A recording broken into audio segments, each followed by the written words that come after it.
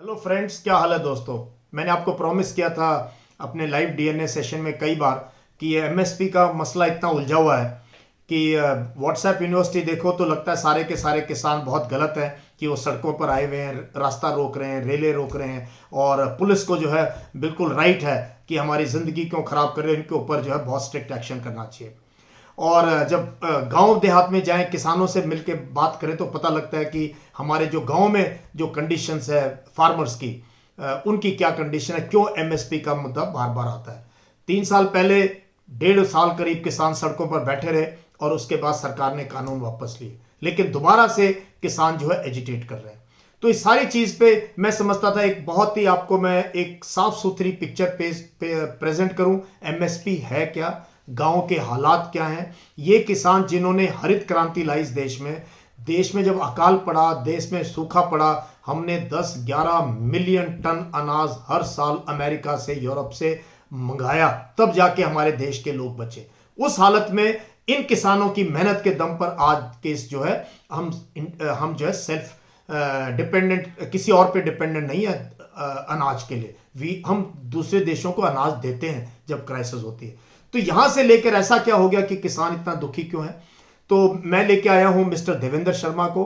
ये भारत के सबसे प्रोमिनेंट स्पीकर हैं, सबसे प्रोमिनेंट, ये इंडियन एक्सप्रेस के बहुत सीनियर एडिटर रहे हैं। इन्होंने 5 किताबें लिखी हैं, हजारों लेख लिखे हैं, दुनिया की बड़ी बड़ी यूनिवर्सिटीज में विजिटिंग प्रोफेसर हैं। भारत में भी ये बहुत कई पैनल्स पे हैं जहां पर एग्रीकल्चर की बात होती है, इकोनॉमी की बात होती है, गरीबी की बात होती है। उन सब चीजों पे बहुत ही बेबाक और निर्भीक ढंग से जो है देवेंद्र शर्मा जी जो है इस पर बात करते हैं। तो मैंने इनको अप्रोच किया, मैंने इनसे बात की, हमने एमएसपी से बात की, हमने गांव देहात के जो कर्ज है उस पर बात की, हमने कॉरपोरेट को फार्मर्स के साथ कंपेयर किया और हमने कंपेयर किया कि जब आलू के और प्याज और टमाटर के भाव बढ़ते हैं तो पूरा देश की ऐसे लगता है अर्थव्यवस्था जो है लड़खड़ा गई है, लेकिन हम किसान को जो है उसका न्यूनतम मूल्य देने के लिए तैयार नहीं, मिनिमम सपोर्ट प्राइस देने के लिए देश तैयार नहीं है। और पूरा का पूरा एक ऐसा बना दिया जाता है माहौल कि किसान तुम वहीं रहो खेतों में। और हमारी जो पिक्चर है किसान के बारे में कि गरीब है, धोती वाला है और इसको जो है कोई हक नहीं है कि ये भी अपनी जिंदगी अच्छे से जिए। काफी इन्होंने बातें ऐसे कही हैं जो कि आपको चौंका देंगी, आपको हैरान कर देंगी।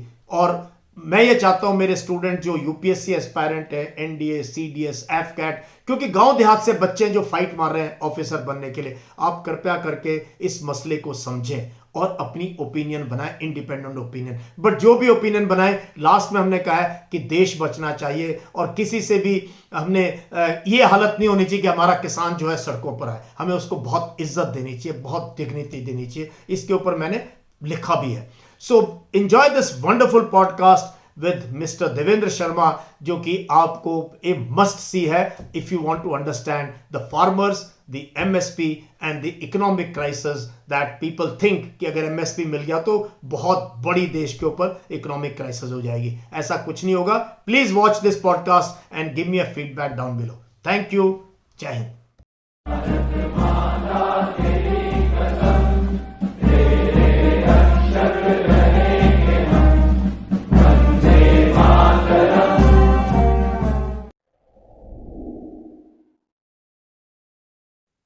सबसे पहले आज मेरे लिए बड़ी खुशी की बात है कि I have mister Devendra Sharma, senior journalist हैं। He is voice of the 99% लोग। आप एक एग्रीकल्चर के ऊपर लिखते रहे हैं और आपकी 5 किताबें हैं और मैंने बहुत दिनों से आपको फॉलो किया है ट्विटर पे और बाकी जगह। And you are one person, मैंने कहा शायद आप जो है you throw light on this issue जो बहुत डिविजिव हो गया है, बट इस पे बात करेंगे। So mister Devendra Sharma, welcome. आपका वेलकम है इस मेरे चैनल पे। इसका नाम है मेजल यशमोर more talks. Thank you very much sir, it's a great pleasure and honour. आपके साथ इतना मजा आएगा बात करके, आई कैन इमेजिन सर। हाँ, तो और आप सैनिक स्कूल के हो, मैं मिलिट्री स्कूल का हूँ, ठीक है। जी सर। आप जी सर। जवानों, आप किसानों की बात करते, मैं जवान रह चुका हूँ और किसान परिवार से आता हूँ, तो हमारे कहीं ना कहीं दिल जो है गांव देहात से, जमीन से जुड़े हुए। जुड़े हुए हैं सर। ठीक कह रहे हैं सर आप। I think that is a combination we need. या that is a combination we need. जय जवान जय किसान। तो किसान। पहले ये बताओ कि इस पूरे मुद्दे को, एमएसपी मुद्दे को, अगर आप, मैं कहूं कि आप जरा एक्सप्लेन करो, why are the farmers agitating, क्या इश्यूज हैं ब्रॉडली, अगर आप समझा सको हमारे ऑडियंस को। सर जब पिछला आंदोलन हुआ था किसानों का, आपको याद है 2020-21 में, उस हम्म। समय मैंने एक बात कही थी कि एक्चुअली हमें तीन कानून नहीं चाहिए, हमें एक चौथा कानून चाहिए। और वो जो चौथा कानून है वो एमएसपी को कानूनी अधिकार बना दे, ये मेरा कहना था। और जब मैंने ये कहा तो मुझसे सवाल पूछा गया कि आप क्यों कह रहे हैं कि भाई एमएसपी को कानूनी अधिकार दिया जाए, एक बात। दूसरा उन्होंने कहा कि ये चौथे कानून की क्या जरूरत है। तो मैंने कहा कि हमें ये समझना है कि अगर ये कानून एक बन जाता है तो जो ये तीन कानून लाए गए हैं, जिसको कईयों ने कहा कि ये काले कानून है, जो भी कंटेंशियस फॉर्म लॉज थे वो, तो मेरा हम्म। कहना है कि वो तीनों ऑटोमेटिकली ही डिसमिस हो जाते हैं। क्योंकि सच्चाई ये है सर, देश में और दुनिया में कोई भी कंपनी जो है वो किसान को ज्यादा दाम देने को तैयार नहीं। हम्म। और जैसे ही किसान डिमांड करता है कि उसकी इनकम में बढ़ोतरी हो bye way of legalised price, तो एक एक आपके सामने एक असॉल्ट आता है कि भाई ये मार्केट गड़बड़ा जाएंगी, दुनिया का क्या होगा, देश का क्या होगा। ये हम जो आजकल भी सुन रहे हैं, ये बहुत सालों से हम ये बात सुनते आ रहे हैं। लेकिन आपने जो सवाल किया है कि सर ये क्या कारण है कि भाई किसान इतना गुस्सा है, पिछली बार जब आंदोलन हुआ था तब भी देखा हमने, और आज भी हम देख रहे हैं, क्या कारण है। सर कारण बहुत सिंपल है सर, और ये मुझे लगता है कि देश को समझना है, और नवयुवकों तो ज्यादा समझना है क्योंकि फ्यूचर उनके पास है। सीधी बात सर ये है कि किसान का दशकों से हमने दोहन किया है सर, और वो इतना किया है कि किसान तो बेचारा, क्योंकि उस दबाव में था या उस सर्वाइवल मोड में था कि वो कभी अपनी आवाज नहीं उठा सका। लेकिन एज ए सोसाइटी भी हम सब फेल हुए सर, हम सब फेल हुए क्योंकि हमने कभी किसान का दुख दर्द समझा ही नहीं। कुछ उसकी आवाज के साथ या उसके साथ भी खड़ा होना हमने माना ही नहीं कि यह जरूरी है। और आप देखिए कि मैं दो तीन उदाहरण दूंगा ताकि पता चले कि कितना सीवियर क्राइसिस किसान भुगतते आ रहे हैं। सर एक जब 2016 में सरकार ने जब कहा कि भाई हम किसान के अगली 5 साल में इनकम डबल कर देंगे, तो उस टाइम पे मुझे टेलीविजन पे पूछा गया कि सब किसान की इनकम है कितनी जो हम डबल कर देंगे। हम्म। अब मैंने कहा कि अगर आपने ध्यान से देखा हो, जब ये बजट में ये कहा गया था तो उससे 2 दिन पहले इकोनॉमिक सर्वे पेश होता है। इकोनॉमिक सर्वे में यह कहा गया था कि किसान परिवार की जो औसतन आय है 17 राज्यों में, यानी 17 स्टेट्स ऑफ इंडिया में, विच मीन सर तकरीबन आधा देश हो गया। तो हाँ। आधे देश में उन्होंने कहा किसान परिवार की औसतन आय 20,000 रुपए साल की है। 20,000 रुपये और साल की है? 20,000 रुपए साल की सर, अरे ये बहुत ये शॉकिंग। शॉकिंग है सर। और ये इकोनॉमिक सर्वे में था जी, मेरा आंकड़ा नहीं है, ये सरकार का अपना आंकड़ा है। हम्म। और उसमें ये कहा गया कि जो 20,000 रुपए साल की है, जिसमें मैंने आपसे पहले कहा कि ये आधा देश हो गया, लेकिन अगर मैं उसको ब्रेकअप करता हूं सर, तो इसका मतलब वो कि 1,700 रुपए प्रति मंथ या माह से कम में किसान गुजारा कर रहा है। और जितने हमारे आजकल के नवयुवक हैं, वो मुझे मालूम है कि वो 1,700 रुपए कम तो उनका मोबाइल बिल ज्यादा होता है हर महीने। और सर दूसरा है कि 1,700 रुपए में कम में तो मैं गाय नहीं पाल सकता सर। और अगर आप शहर में रहते हैं, अगर आपको पेट डॉग का शौक है, तो आप कुत्ता भी नहीं पाल सकते 1,700 रुपए में। सर कभी हम सोचें कि 1,700 रुपए में वो परिवार कैसे गुजारा करते होंगे सर। ये एक एक सिचुएशन या पोजीशन कह लीजिए किसान की। और उसके बाद 2019-20 में, एक 18-19 में सरकार एक सिचुएशनल असेसमेंट सर्वे करती है, सरकार का ही है, situational assessment survey for agriculture house hold. उसमें ये 2019 में हुआ, 2021 में इसका जो रिपोर्ट है पेश होती है, वो ये कहती है रिपोर्ट कि ये जो सर्वे है उसका आंकलन या उसका एनालिसिस ये था सर कि किसान परिवार की सारे देश में जो इनकम है, परिवार की बात मैं कर रहा हूँ सर, एग्रीकल्चर हाउस होल्ड की बात कर रहा हूँ, वो 10,218 रुपए है। भाई। इसका मतलब उन्होंने ये कहा कि 10,218 परिवार में अगर आप 5 एवरेज मेंबर मान लीजिए फैमिली के, तो सर उसमें कोई तो मनरेगा में काम करता होगा, कोई दुकान चलाता होगा, वो सब मिलाकर जो इनकम थी वो सर्वे में ये आया कि 10,218, और ये मनरेगा से भी कम इनकम है सर। और एक बात और हम समझे कि उसको उसको अगर ब्रेकअप करते हैं तो बड़ा इंटरेस्टिंग, एक अखबार ने बड़ा अच्छा एनालिसिस किया था कि डेली जो किसान की इनकम बनती है सिर्फ खेती खेती से, नॉन फार्म एक्टिविटीज को अगर हम ना जोड़ें, हम्म। मात्र 27 रुपए किसान की इनकम है सर प्रतिदिन। बहुत, दिस इज वेरी शॉकिंग। ये रोंगटे खड़े करने वाले आप आंकड़े बता रहे हो। मैंने सपने में भी नहीं सोचा था कि हम मानते हैं हालत खराब है, कि इतनी हालत खराब है। तो सर मेरा भी खून जो है वो आप जानते हैं उबलेगा इस बात से, सभी का जो भी सुनेंगे उनका, जैसे आपने कहा, रोंगटे खड़े होते हैं। अच्छा सर, यहाँ पर ही हम ना छोड़ें, हम देखें कि एक ओईसीडी करके दुनिया की सबसे रिचेस्ट ट्रेडिंग ब्लॉक है, organisation for economic cooperation and development. ये जो है 37 देशों का एक समूह है, और ये सबसे रिचेस्ट ट्रेडिंग ब्लॉक है दुनिया का सर। तो उस ट्रेडिंग ब्लॉक ने स्टडीज करनी शुरू की हैं सन 2000 से। इसको कहते हैं प्रोड्यूसर सब्सिडी इक्विवेलेंट। उनकी जो रिपोर्ट आती है वो ये कहती है, ये प्रोड्यूसर सब्सिडी इक्विवेलेंट की रिपोर्ट तो मैं अभी बाद में बात करता हूँ, पहले एक और रिपोर्ट देख लें सर। उन्होंने एक अध्ययन किया अलॉन्ग विद दिल्ली का एक एनजीओ है इक्रियर, उसके साथ हम्म। मिलकर उन्होंने ये पाया कि सन 2000 से लेकर 2016 के बीच में, यानी 16 साल में, भारत के किसानों को 45 लाख करोड़ रुपए का नुकसान हुआ। 45 लाख करोड़ रुपए का नुकसान हुआ है। सर ये एक साल का बजट है जो किसानों को इस 16 साल में ये लॉस हुआ सर। और उस 16 साल में जो ये लॉस हुआ, कभी मैंने नहीं देखा कि कभी पार्लियामेंट में डिस्कशन हुआ, किसी ने सवाल पूछा हो, किसी स्टेट असेंबली में सवाल आया हो, या किसी एग्रीकल्चर यूनिवर्सिटी या नॉर्मल किसी यूनिवर्सिटी में भी इसकी चर्चा हुई हो। और मीडिया पे तो आप छोड़ ही दीजिए, थोड़ी दूर, हाँ। 2-3 लोग हम रह गए जो इस बात को उठाते थे। मेरा सबमिशन सर ये है कि कभी हमने सोचा है कि 45 लाख करोड़ रुपए का नुकसान कितना होगा? हालांकि मैं उस स्टडी को कंजर्वेटिव मानता हूं, लॉस उससे भी ज्यादा है, वो अलग बात है, हम उसको, हाँ। लेकिन कम से कम ये तो फिगर हमें मिली।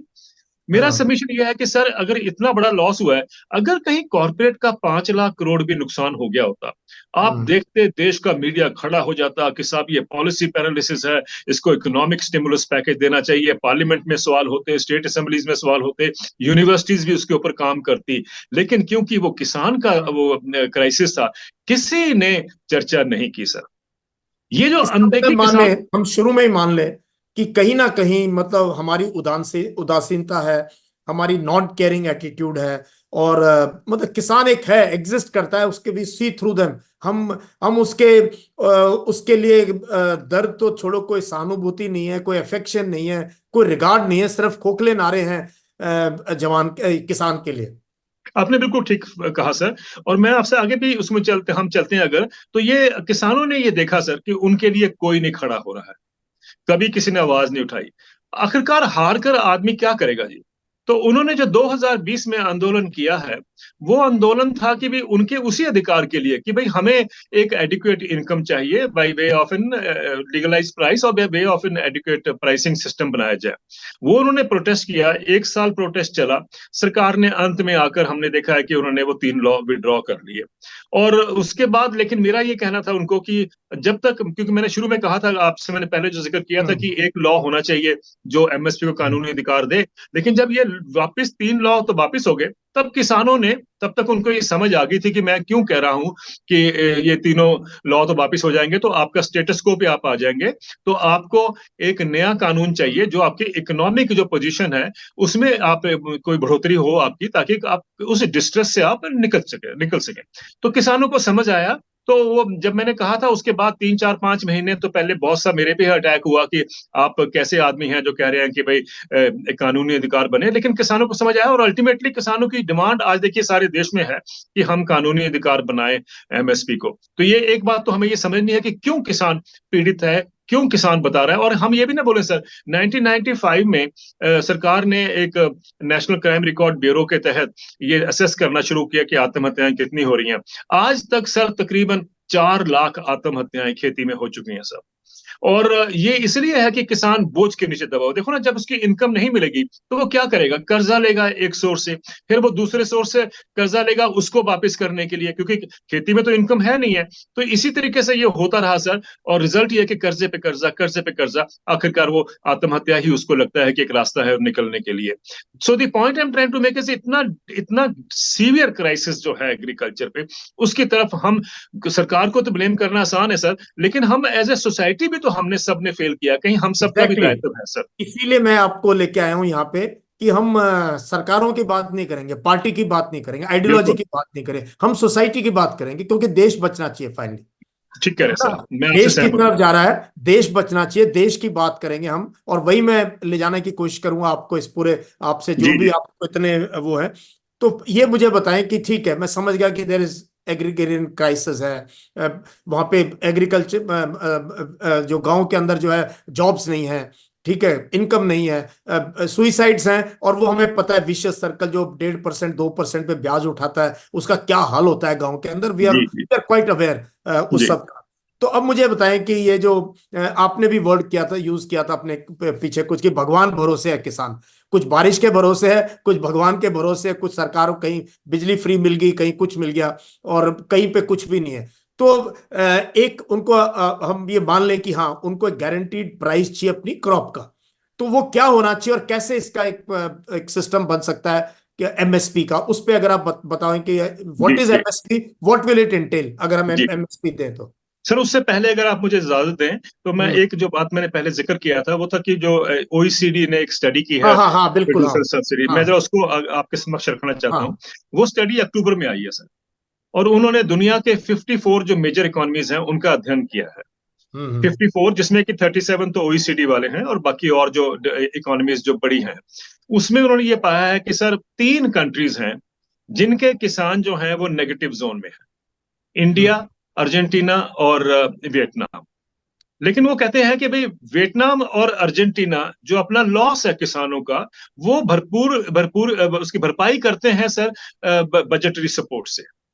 तो उनकी जो सरकारें हैं वो बजट की सपोर्ट से उसको लॉस को कवर अप करती हैं। India is the only country जो सन 2000 से, क्योंकि रिपोर्ट ही वहां से शुरू हुई थी, स्टडी वहां से शुरू हुई थी, 2000 से लेके आज तक किसान घाटे की खेती कर रहे हैं। सर, जो हमारे दिमाग में है ना कि सब हम एग्रीकल्चर में बहुत सब्सिडीज देते हैं, मुफ्त बिजली पानी उनको मिलता है, ये सब बातें जो करते हैं वो सब मिलाकर ओईसीडी कहती है कि हमारे किसान घाटे की खेती करते आ रहे हैं। तो ये एक इंप्रेशन जो है कि किसान बड़ा पैम्पर्ड है भारत में, और उसको ये वो अपना एक तरह का मसल पावर दिखा रहा है कि भाई प्रोटेस्ट जो कर रहे हैं। हाँ सच्चाई एग्जैक्टली exactly। यही हमारे आईटी सेल की और हमारी जो व्हाट्सएप यूनिवर्सिटी की पूरी लैंग्वेज, ये तो रिच बिल्कुल लोग ठीक है सर। आईफोन लेके घूम रहे हैं, गाड़ियां इनके पास, ट्रैक्टर पे म्यूजिक चलाते हैं, हाँ और जी। ये लोग, हाँ। तो वो जो है, इसका मतलब है कि वो गलत है सर, वो धारणा। क्योंकि अब अगर आप कहते हैं कि ओईसीडी बाहर की संस्था है, ये तो दुनिया की रिचेस्ट ट्रेडिंग ब्लॉक है सर, इसको तो आप सवाल करना मुश्किल हो जाएगा। लेकिन करें, अगर आप उनको पूछें कि आपने ये डाटा कैसे दिया है तो वो जवाब देंगे। लेकिन जो डाटा अवेलेबल है मैं उसकी बात कर रहा हूँ, और उन्होंने 54 कंट्रीज का कंट्री बाई कंट्री एनालिसिस किया है। और हम्म। इंडिया के एनालिसिस में जो मैंने आपसे बताया कि उन्होंने कहा है कि भाई हमने मतलब 2000 से लेके अभी तक घाटे की खेती हमारा किसान करता आ रहा है। तो ये सिचुएशन अगर हमको क्लियर हो जाती है तो दो बातें आगे भी हम समझने में हमें फायदेमंद होगा कि हम ये जाने कि जो इंप्रेशन है लोगों का कि साहब किसान को तो बहुत कुछ मिलता है, अच्छा फिर कहते हैं टैक्स नहीं देता है। अगर उसकी हाँ इनकम ही नहीं है तो वो टैक्स कहां से देगा? अब बताइए ना, 10,000 अगर उसकी इनकम है और वो सारे परिवार की, और वो सबसे at the bottom of the pyramid जो हम कहते हैं उसके नीचे है, आप अगर उसको इनकम वो दो जिसपे टैक्स लगना है तो कौन उसको ना करेगा? मैं तो कहता हूं कि प्लीज आप उससे इनकम टैक्स लीजिए, लेकिन पहले उसको इनकम तो दीजिए जिसपे वो टैक्स दे उस सके। स्टेज तक तो लाए कि वो इनकम उस टैक्स स्टेज देने तक लायक लाए हो। सर। बिल्कुल ठीक कह रहे हैं सर आप। लेकिन हम्म। कहीं ना कहीं वो, जैसे आपने कहा ना, व्हाट्सएप यूनिवर्सिटी ने इतना वो इंप्रेशन क्रिएट किया हुआ है, इवन हम्म। मेनलाइन मीडिया ने भी किया सर, कि सब हम्म। ये जो है गलत हो रहा है, इससे इकोनॉमी गड़बड़ा जाएगी, ये सब बातें, उस पर तो हम बाद में बात करते हैं। अब सर हम्म। आपका सवाल जो है कि भाई एमएसपी क्या है, देखिए 1965-66 में, we will have to go back to understand sir. हाँ। 1965-66 में क्या हुआ कि जब Lal Bahadur Shastri was the prime minister in 65, आप जानते हैं, and we hmm. Had a war with Pakistan, आप तो ज्यादा जानते हैं इस बात को सर। और उस समय क्या हुआ कि India also had a famine, sorry drought, not हाँ, फैमिन बट अकाल, ड्राउट। बहुत बड़ा अकाल पड़ा था। हाँ, उसमें क्या और हुआ सर कि we had to import 10 million tons of food grains from America.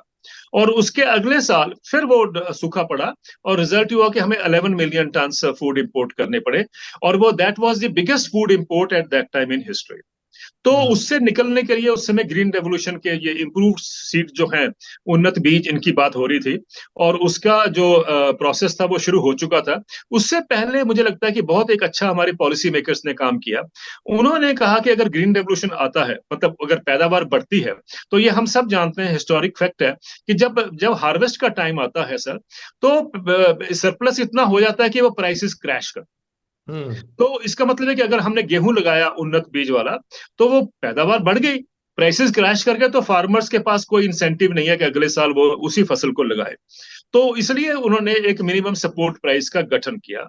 Idea ये था कि भाई कम से कम किसान को एक न्यूनतम मूल्य मिले ताकि वो उसको इंसेंटिव रहे। हम्म। और साथ में एक एफसीआई का गठन हुआ ताकि इतना जो आएगा अनाज, उसको कहीं मॉप अप करने के लिए एक ऑर्गेनाइजेशन होनी चाहिए। उसका दूसरा काम ये था, एक तो मॉप अप कर लिया, कलेक्ट कर लिया, दूसरा ये था कि डिस्ट्रीब्यूट करना bye way of PDS in deficit areas. चलो ये तो इतिहास का एक पन्ना था सर, लेकिन उसको देखें कि वो सिस्टम जो एमएसपी का है, क्योंकि देश को इतने लंबे अरसे तक, क्या आज तक भी हमें फूड सिक्योरिटी की बड़ी दिक्कत होती है, तो हम चाहते हैं कि भी हमारे अपनी पैदावार में कमी ना हो। तो हमने किसानों को वीट और पैडी पे एमएसपी देना शुरू किया उस समय, और वो आज तक चलता आ रहा है। और यही एक कारण है कि किसान जो है ये वो समझता है कि भाई ये एक अश्योर्ड प्राइस है उसके लिए, उसको पता है कि मैं मंडी में लेके जाऊंगा तो मुझे इतना तो मिलेगा। हम्म। तो इसीलिए उसका दबाव रहा है कि वो वीट और पैडी लगाता रहा, और सरकार भी खुश है क्योंकि आज भी अगर हम 325 मिलियन टन फूड ग्रेन्स पैदा करते हैं तो उसमें वीट एंड पैडी का बहुत बड़ा रोल है। I think we have to thank our farmers for doing what perhaps nobody thought की हो जाएगा। क्योंकि सर एक किताब आई थी, मुझे याद है 1975 उसका टाइटल था, उसमें यह कहा गया था कि भाई half of India would be led to a slaughterhouse by the end of 70s। मतलब ये दुनिया की सोच थी उस समय, कभी सोचा नहीं था उन्होंने कि भारत के किसान हमें उस सिचुएशन से निकाल देंगे। तो ये तो हो गया सर, है ना। अब ये हो गया है, अब सिचुएशन ऐसी आ गई है कि आज हम किसान को ये कहते हैं कि साहब जो ये वीट एंड पैडी है, इसको आप, क्योंकि पंजाब और हरियाणा में आप जानते हैं कि वही क्रॉपिंग पैटर्न चलता है, तो आज उसको दोष दिया जा रहा है कि साहब आपने एनवायरमेंट का दोहन कर दिया, पानी का स्तर नीचे गिर गया है, और पर्यावरण खराब हो गया है, पेस्टिसाइड्स का उपयोग, ये सब बातें, जो स्टबल बर्निंग भी आता है, ये सब बातों के हम किसानों को ब्लेम करते हैं।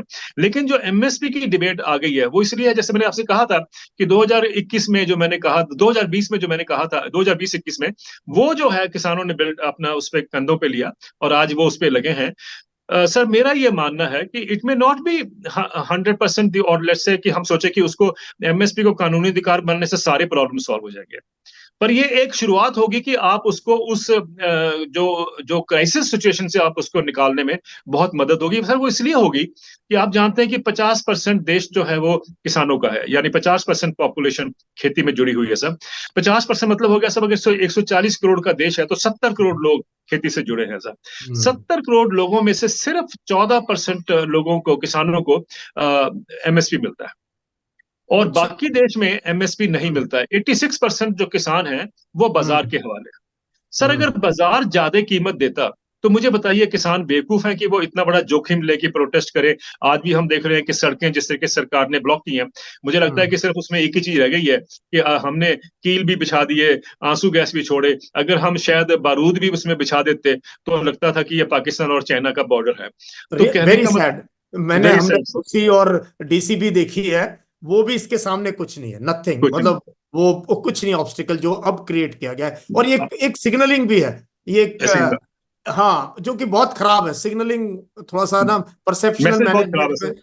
सर ये जो अभी हम जो बात कर रहे हैं कि ये इतना जो जो उसका एमएसपी की जरूरत पड़ रही है, वो इसलिए है हम्म। सर कि अगर 86% जो लोग हैं जिनको अभी बाजार जो है वो एमएसपी जो अनाउंस करती है सरकार, 23 फसलों के अनाउंस होता है एमएसपी, लेकिन मिलता हाँ। सिर्फ दो के लिए है, इफेक्टिवली वीट और राइस के लिए, और कुछ कॉटन के लिए और पल्सेस के लिए मिलता, तभी वो 14% हो गया सर।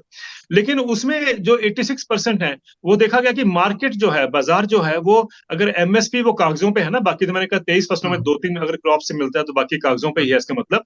तो सर उसमें जो गैप है एमएसपी का प्राइस और जो मार्केट देती है वो तकरीबन 25 से 30% है, यानी किसानों को 25 से 30% उनको कम दाम मिलता है। तो अगर उसको एमएसपी कानूनी अधिकार हो जाता है तो उसकी 25 से 30% इनकम बढ़ गई ना जी। जो प्राइस बढ़ेगा तो वही तो उसकी इनकम है, तो वो बढ़ हम्म। गई। हम्म। मेरा कहना सर ये है कि जब ये इनकम बढ़ जाएगी, और आप ये देखिए कि we are talking of 86% of the farming population जिसको ये जरूरत है ना जी। जब सर सातवां वेतन आयोग आया था, और जब आप जानते हैं कि गवर्नमेंट एम्प्लॉयज और उनके लिए नई पे स्केल और प्लस पेंशन की बात हुई थी, तो क्रेडिट स्विस की एक रिपोर्ट है, वो कहती है जब ये सारे देश में इंप्लीमेंट हो जाएगा तो ये टोटल बर्डन जो इसके ऊपर आएगा, इस सैलरीज और उसके ऊपर, वो 4,50,000 करोड़ से लेकर 4,80,000 करोड़ रुपए का होगा सालाना। किसी ने नहीं हम्म। कहा साहब ये पैसा कहां से आएगा, क्योंकि हर एक जो बोलने वाले हैं उनको तो बेनिफिट हो रहा था। लेकिन उसमें एग्जैक्टली। हाँ हाँ। उसमें इंटरेस्टिंग बात ये थी सर, उसमें 4 या 5% जो पॉपुलेशन है देश की, वो ऑर्गेनाइज्ड है, वो एम्प्लॉइज है सरकार के, तो हम्म उनको ये बेनिफिट होता है सर। और उस समय इंडस्ट्री ने कहा कि it will act as a booster dose for the economy, क्योंकि ये लोग पैसा खर्चेंगे मार्केट में, तो डिमांड हम्म बढ़ेगी। इकोनॉमिक टर्म्स में जब डिमांड बढ़ती है तो कहा जाता है कि व्हील्स ऑफ डेवलपमेंट वो दौड़ेंगे। तो सर अभी देखिए कि अगर 86% जो पॉपुलेशन गांव की है, या मतलब खेती में है जो, अगर उसकी इनकम बढ़ेगी तो वो भी तो पैसा मार्केट में खर्चेंगे साहब। एक्चुअली। तो डिमांड कितनी बढ़ेगी, वो तो सातवां वेतन आयोग तो पीछे छूट जाएगा। ये तो मैसिव डिमांड क्रिएट होगी सब, जब जब 50% पॉपुलेशन देश की है वो ज्यादा खर्चना शुरू कर देगी, तो ये तो मैसिव डिमांड होगी। सब जब मैसिव डिमांड होगी तो व्हील्स ऑफ डेवलपमेंट जो है वो तो और भी गति से, तेज गति से दौड़ेंगे। मेरा ये मानना है कि जिस दिन ये हो जाएगा सर, और अगर हमने स्वामीनाथन कमीशन की रिकमेंडेशन को उसके साथ जोड़ा, तो हमारी जो ग्रोथ है सर, वो एक ही दम पे डबल डिजिट में आ जाएगी सर। आज तो हम स्ट्रगल कर रहे हैं 5, 6, 7 के बीच में परसेंट ग्रोथ जो हो रही है, लेकिन वो एकदम डबल पे आ जाएगी सर। इतनी बड़ी आधी जनसंख्या के पास जब ज्यादा पैसा आएगा तो ऑब्वियसली तो ग्रोथ तो होनी है सर। दूसरी बात है कि सर अब इकोनॉमिस्ट हमारे डरा रहे हैं कि सब इससे गड़बड़ा जाएगा। हाँ, कि बैंकरप्ट हो जाएगा देश, बिल्कुल धरातल में चला जाएगा, ऐसी बातें कह रहे हैं लोग। ऐसी बातें कही जा रही है सर। ये एक एक लॉबी है, बहुत स्ट्रांग है, जो कि ये विश्वास करती है या बिलीव करती है कि मार्केट्स के ऊपर हमें छोड़ देना चाहिए एग्रीकल्चर को। सर मेरा समीशन है सर आपके सामने, जब हम पेन खरीदते हैं सर तो उसके हम्म ऊपर प्राइस लिखा होता है। हम्म जब आप घड़ी खरीदते हैं तो उसके ऊपर प्राइस लिखा होता है। जब आप हम्म कंप्यूटर खरीदते हो तब भी प्राइस लिखा है सर। जब आप मोटरसाइकिल खरीदोगे उसके ऊपर प्राइस लिखा है। कार खरीदोगे तो उस पर भी प्राइस लिखा हुआ है। ये क्या कारण है कि खेती के जो प्रोड्यूस है उसके ऊपर प्राइस नहीं होता? हम्म कभी हम समझने का प्रयास करें सर, क्या कारण है? मेरा कहना है कि साहब जब तक हम इकोनॉमिक डिजाइन को बड़े को नहीं समझने का प्रयास करेंगे, हमें समझ नहीं आता कि किसान क्यों मर रहा है सर, क्यों इस क्राइसिस में आ गया है सर। जो परिपेक्ष है या जो डिजाइन है वो ये है कि एग्रीकल्चर के दो रोल है सर। एक तो रोल है कि it provides raw material for the industry, और दूसरा है कि sir it provides cheaper labour also for the industry. तो हम्म दोनों का तभी वो हो सकता है अगर हम खेती को सेक्रीफाइस करेंगे या खेती को खत्म करने की हम बात करेंगे, तभी जाके ये हो सकता है। तो हम्म ग्लोबली हमारा ये प्रयास रहा है कि इस तरफ हमें बढ़ना है, और हमारे देश में क्या है कि हमारे इकोनॉमिस्ट भी ग्लोबली उसको पैटर्न को फॉलो करते हैं, कट एंड पेस्ट किया और आपसे कहा कि ये होगा। लेकिन सर हम्म मेरा ये कहना है, मेरी अपनी अध्ययन जो कहता है, जब से मैंने सोचना शुरू किया है इस बात के ऊपर, दुनिया में markets have failed to provide farmers with adequate income, दुनिया में सर। और पिछले इसीलिए आंदोलन फ्रांस में, ग्रीस में, हर जगह पे फार्मर्स प्रोटेस्ट कर प्रोटेस्ट रहे कर रहे हैं। मैंने सर ये जब पिछला आंदोलन था तब भी मैंने ये बात लगातार कही है कि अगर आप देखें अमेरिका में, हमारा इंप्रेशन है कि America is the world's biggest economy and so on, और एग्रीकल्चर वहां बहुत अच्छा होगा। सर हैं। एग्रीकल्चर में आज वहां पर 1.5% लोग रह गए हैं, बाकी लोग ऑलरेडी खेती से बाहर निकल चुके हैं। 1.5% लोग, इकोनॉमिस्ट हमारे कहते हैं कि जब नंबर कम हो जाता है खेती में किसानों का, तो उनकी इनकम बढ़ जाती है। तो अगर ये सच है तो अमेरिका में भी किसानों की इनकम बढ़ जानी चाहिए, लेकिन सर वो तो बढ़ी नहीं। वहां पर जो रेट ऑफ सुसाइड है, आपको हैरानगी होगी सर, कि वहां पर rate of suicide is 3.5 times rural areas का जो है वो ज्यादा है, अधिक है compare to the national average. तो ये उनका अमेरिकन, किसान जो इतना वेल टू डू है, जिसको आप उसकी वेल टू अगर डू ये मानते हैं। हालत, बड़े बड़े फार्म्स है, तो हमारा किसान जो बेचारा 1 हेक्टर, आधा हेक्टर या बटाई की जमीन लेके किसी उसकी पे गुजारा कर रहा है, उसकी तो कंडीशन समझने वाली है। समझ में आया? तो इसका मतलब सर कि चाहे वो बड़ा किसान हो चाहे छोटा किसान हो, दोनों हम्म आज वही एक सिंपल एक ही तरीका का क्राइसिस फेस कर रहे हैं। ना वहां इनकम मिल रही है, ना हमारे देश में इनकम मिल रही है। क्या कारण है कि जिस इस पे डिजाइन पे हम ज्यादा फोकस करते हैं मार्केट्स, वो अमेरिका में भी फेल कर गई, वो यूरोप में भी फेल कर गई, वो इंडिया में भी फेल कर गई। अमेरिका में सर हर किसान को साल का तकरीबन 80 लाख रुपया जो है उसको सब्सिडी सपोर्ट मिलती है, डोमेस्टिक सपोर्ट मिलती है। अगर आप इसको खींच ले वापिस, तो वहां के जो बच गया है 1.5%, वो भी खेती से बाहर निकल जाएगा। अच्छा, अगर हम यूरोप में देखें, यूरोप में अभी तो आपने देखा कि 16 कंट्रीज के अंदर मैसिव प्रोटेस्ट हुए हैं फार्मर्स के, जनवरी में और फरवरी के शुरुआत में। अभी भी कुछ कंट्रीज में प्रोटेस्ट चल रहे हैं सर, और इस बारी प्रोटेस्ट बहुत जबरदस्त हुए, बड़े गुस्से में हुए। उन्होंने बहुत ये नहीं गुस्से किया में कि, है, हाँ। जी ये नहीं हम्म किया कि एक सड़क के कोने में पूरे कॉन्वॉय जैसे चलती है वैसे नहीं किया उन्होंने ट्रैक्टरों का। उन्होंने ट्रैक्टरों से सड़कों को ब्लॉक किया, ये भी कहा कि हम बर्लिन को घेर लेंगे, उन्होंने बर्लिन को घेर लिया। और फिर इस तरीके से पेरिस को घेर लिया उन्होंने। और तब भी देखिए कि वहां पर पुलिस फोर्स नहीं यूज की गई। हम उन्होंने सड़कों पर मिट्टी भी बिछा दी किसानों ने। मिट्टी, नहीं आप, की। मैं देख रहा था पूरा गोबर पूरा उठा के बैंक के आगे टेक दिया कि बिल्कुल। तुमने हमारे को तंग कर रहे हो, हमारे लोन नहीं तंग दे है। रहे, हमारे को कर रहे हो। पूरा का पूरा डंग आके गोबर के वो लगा दिया, किसान को हाथ नहीं लगाया किसी ने। सर बिल्कुल ठीक कह रहे हैं। उन्होंने वो उस इज्जत से पेश आए जो कि हमारे सब सोसाइटी में होना चाहिए। उसमें हम्म। क्या हुआ सर कि उसके बावजूद भी, इतना कुछ होने के बावजूद भी, फ्रांस के राष्ट्रपति ने कहा कि farmers have the right to protest, हम उनको सुनेंगे। जर्मनी के फार्म प्रेसिडेंट ने भी यही कहा, और उन्होंने सुना, दोनों ने सुना, और इस तरीके से बाकी देशों में भी हुआ सर। और इसका मतलब कहने का ये है कि भाई दिस इज हाउ यू, जिसको हम कहते हैं ना राइट टू प्रोटेस्ट, वो इस तरीके से हमें उसको इजाजत देनी चाहिए जो उन्होंने दी है। ये डेमोक्रेसी में होना चाहिए सर। लेकिन हमारे देश में ये जो व्हाट्सएप ने और मेन लाइन मीडिया ने ऐसा एक नैरेटिव क्रिएट कर दिया कि हमारे देश के दुश्मन हैं, कुछ कहते हैं खालिस्तानी हैं, कुछ कहते हैं मिलिटेंट्स हैं, एंटी नेशनल हैं, ये सब बातें कही गई, और हम्म। पिछली बार भी और अब भी। और उसका रिजल्ट ये है कि आज एक एक सोच आम आदमी के दिल में ये आई है कि किसान तो देश को तंग करना चाहते हैं, इसलिए ये सड़कों पर आ रहे हैं। सर आप मुझे बताइए, एक देश का आदमी बता दीजिए सर जो एक साल सड़कों पर सोए। सही एक बात। साल वो किसान सोए हैं, चाहे सर्दियां थी, गर्मी थी, टेंट के अंदर सोना, वो भी ट्रॉली के ऊपर टेंट लगाया हुआ, वहां मच्छर भी थे, पंखा भी नहीं था, ये सब चीजें हुई हैं। उन्होंने अपने तरीकों से उसको एड्रेस करने की कोशिश की, लेकिन ये सिचुएशन तो थी ना जी। और एक साल रहना, मैं कहता हूँ कितना भी हम उसको पैसा दे दे, कहा जाता है कि इसके पीछे अमीर लोग हैं, मैं अमीर लोगों को ही वेलकम करता हूँ सर। आप 10 दिन ही गुजार दीजिए टेंट के नीचे सर। तो इतना इतना उनमें दोष था, दुख था, सॉरी, रोष था, जो उन्होंने पेश किया, प्रकट किया, और उसके करके ठीक है, सरकार को समझ आया बाद में, लॉस को विड्रॉ कर लिया सर। अब सिचुएशन इस पे खड़े हैं कि किसान कहते हैं कि हमें कानूनी अधिकार इसका मिलना चाहिए।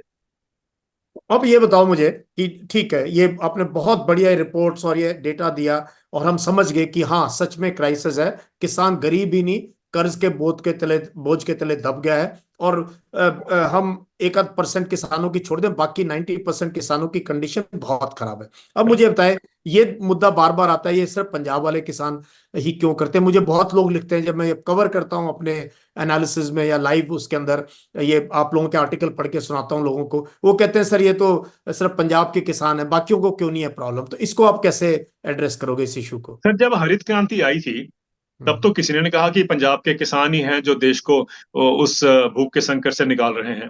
तब तो किसी ने नहीं कहा ना, हम्म। क्योंकि वो सबको सूट करता था और दिख रहा था कि भाई ये हमारी प्राइड है देश के लिए, तो सब उसको अप्रिशिएट करते थे।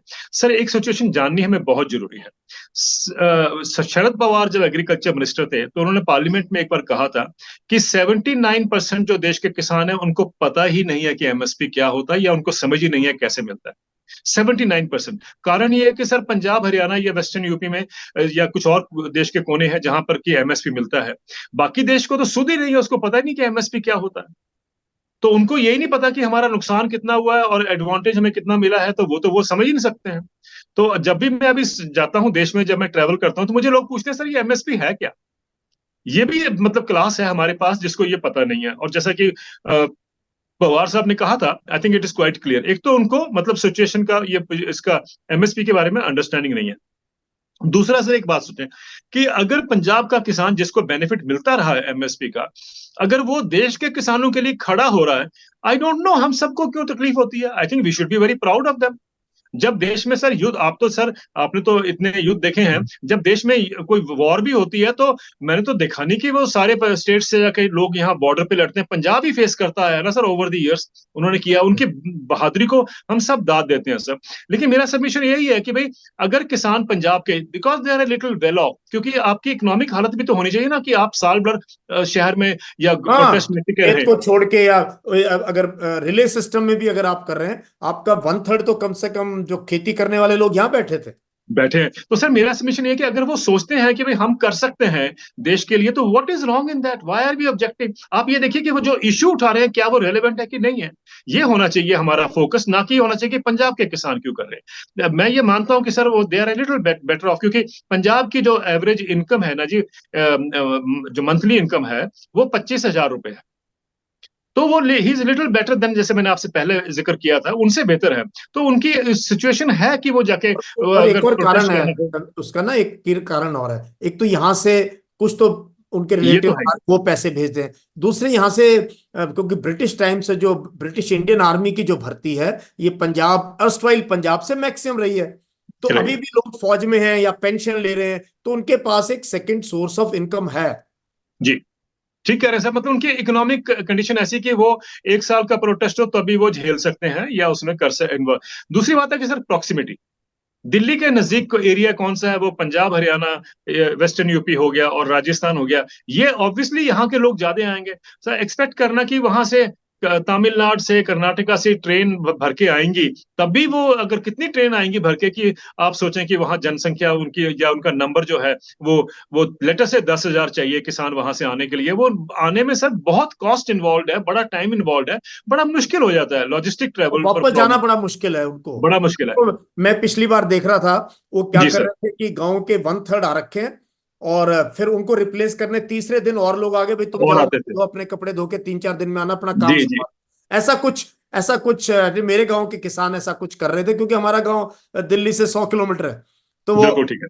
वो आप आ जा रहे थे, राशन भी ले आते थे, ये सब था। तो ये तो समझ में आ गया। अभी मुझे ये बताओ सर, कि ये कंज्यूमर वर्सेस प्रोड्यूसर, ये भी एक डिबेट है कि भाई कंज्यूमर के क्या राइट हैं और प्रोड्यूसर के क्या राइट हैं। हर चीज पे एमआरपी है, इस पे नहीं है। तो इस पे भी आपने लिखा है। तो जी। Should the producer be, we should take concern of the producer also, कि वो कितने में बो रहा है, क्या कर रहा है, उसकी फाइनली कीमत क्या पहुंच जाती है जब कंज्यूमर के पास सामान पहुंचता है। न्यून साहब आपने बिल्कुल ठीक कहा कि एक इसको पहले समझने की, आजकल भी कहा जा रहा है कि साहब अगर ये C2+50 स्वामीनाथन की जो रिकमेंडेशन है उसके हिसाब से अगर हमने दाम दे दिया या एमएसपी को कानूनी अधिकार बना दिया, तो वो कहते हैं साहब 25% इन्फ्लेशन बढ़ जाएगी। मैंने कहा ये अभी तो इन्फ्लेशन बढ़ी नहीं है, स्टार्ट नहीं हुई है, आपने पहले ही एस्टिमेट लगा लिया। काश हम्म। अगर आप, ये तो हम आपके शुक्रगुजार है, मैंने उनको कहा है कि साहब आपने 25% ही कहा, अगर आप 150% कहते तब किसने चैलेंज करना था। तो एक नैरेटिव जो है ना वो व्हाट्सएप वाला, वो और भी प्रोलिफरेट होता अगर हम वो ये कह जाते। लेकिन चलिए, मेरा सबमिशन सर ये है कि हमारी इकोनॉमिक पॉलिसीज ऐसी हैं कि हम कंज्यूमर को बचाना चाहते हैं, उसका अधिकार हम प्रोटेक्ट करना चाहते हैं। कोई बात नहीं सर। लेकिन ये देखें कि देश में अगर 30% पॉपुलेशन जो है वो शहरों में रहती है और उसको हम कंज्यूमर मानते हैं, अर्बन कंज्यूमर, तो सर देश का 50% जो लोग हैं जो गांव में रहते हैं, जो प्रोड्यूस करते हैं, वो भी तो कंज्यूमर है। हाँ। वो भी तो कंज्यूमर है साहब। तो जब कंज्यूमर की बात हम करते हैं तो हमने प्रोड्यूसर की बात क्यों नहीं की आज तक। मैं टीवी पे भी यही बोलता हूँ सर, आप कंज्यूमर की बात कर रहे हैं शहर की, बिल्कुल ठीक है करो, लेकिन आपने जो असली उसका नंबर आपसे शहरों से ज्यादा है, वो जो गांव में है उस कंज्यूमर की तो आप कभी बात ही नहीं करते, जैसे कि वो एग्जिस्ट ही नहीं करता। हम ये मान के चलते हैं कि भाई सिर्फ कंज्यूमर का हमने शहर वालों का इंटरेस्ट बचाना है। अब सर इसकी बात भी हम समझने की कोशिश करें कि जो एमएसपी हम गठित करते हैं, मिनिमम सपोर्ट प्राइस, उसके लिए एक कमीशन बनाया गया है, commission for agriculture cost and prices. वो जिस तरीके से उसको आंकता है ना, एमएसपी को वर्कआउट करता है सर, उसमें उन्होंने 3-4 उसके फैक्टर्स हैं, उसमें 3-4 चीजें देखते हैं वो, जिसमें एक ये भी है कि प्राइस क्या होगा कंज्यूमर के लिए।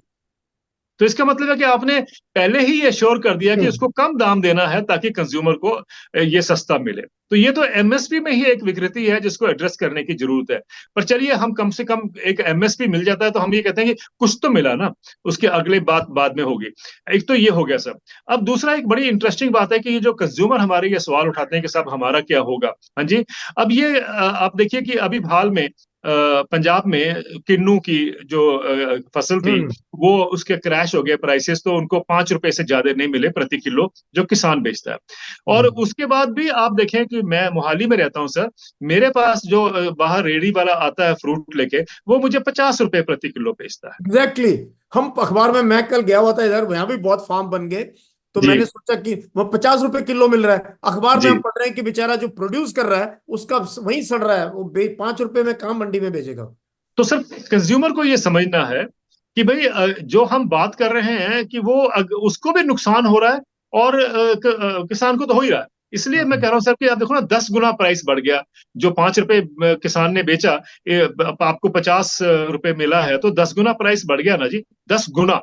और वो जो प्राइस बढ़ा है, इतना तो कभी होना नहीं चाहिए था। इसका मतलब ये है कि जिस दिन हम ये कह देंगे कि भाई किन्नू का प्राइस जो है, मैं हाइपोथेटिकली कह रहा हूं सर, आपने अनाउंस कर दिया कि 20 रुपए होगा, तो फिर कंज्यूमर को भी तो पता है कि भाई उसको 20 रुपए मिले हैं तो मुझे 50 में या 60 में क्यों दे रहा है। ये भी तो एक अवेयरनेस आएगी ना जी। और वो हम्म। जब जिस दिन कंज्यूमर को ये समझ आ गया कि किसान को इतना शेयर मिला है, बाकी मिडिलमैन सारे खा गए हैं मिला के, तो वो भी तो एक अलर्ट होगा, वो भी तो उस पे उसकी जो जो एक होती है ना, क्या कहते हैं सर उसको, जो उसकी कॉस्ट है या जो उसका हम्म। प्राइस वो दे रहा है, उसके हम्म। ऊपर नियंत्रण आएगा सर, उसके तभी आएगा हम्म। जब वो अवेयर हो जाएंगे। एक बात तो ये है सर। दूसरा एक बात सर, हम समझने का प्रयास करें जनरल साहब। मैं कई बार सोचता हूं कि हम कहते हैं कि हम 5 ट्रिलियन इकोनॉमी बनने वाले, सर हम सब अप्रिशिएट करते हैं इस बात को, we are very proud of it कि हम उस रास्ते पे जा रहे हैं। तो सर ये क्या बात है कि आलू प्याज के जब दाम बढ़ते हैं तो हमारी इकोनॉमी जो है वो मतलब गड़बड़ा लड़खड़ा जाती है, जाती है। लड़खड़ा जाती है साहब। कभी हम्म। सोचिए सर, मैं सोचता हूँ कि हर कंज्यूमर को ये सोचना चाहिए कि क्या बात है कि आलू प्याज के दाम से बढ़ने से हमारी इकोनॉमी लड़खड़ा जाती है, जबकि हम 5 ट्रिलियन इकोनॉमी बनने जा रहे हैं। हम्म। कभी सोचिए साहब, इसका मतलब सर जो इकोनॉमिक डिजाइन है ना, जिसकी मैं पहले बात कर रहा था, उसको भी हमें जरा और उससे देखना पड़ेगा, मतलब एक इंट्रिकेटली। अब देखिए बड़ा इंटरेस्टिंग है साहब, कंज्यूमर प्राइस इंडेक्स जब हम बनाते हैं, देश का जो कंज्यूमर प्राइस है उसमें 45% शेयर जो है वो फूड का है।